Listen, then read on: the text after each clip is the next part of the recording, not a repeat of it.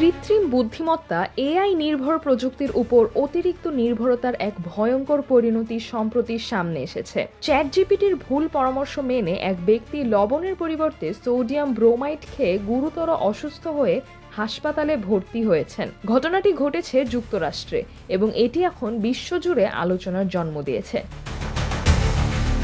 একটি medical journal annals of internal medicine clinical cases এ প্রকাশিত একটি কেস রিপোর্ট অনুযায়ী ৬০ বছর বয়সী ওই ব্যক্তি স্বাস্থ্য সচেতনতার অংশ হিসেবে তার খাদ্য তালিকা থেকে নিয়মিত লবণ, সোডিয়াম ক্লোরাইড বাদ দিতে চেয়েছিলেন। এই বিষয়ে তিনি চ্যাটজিপিটির কাছে বিকল্প জানতে চান। চ্যাটজিপিটি তাকে সোডিয়াম ব্রোমাইড ব্যবহারের পরামর্শ দেয়, যা বিষাক্ত।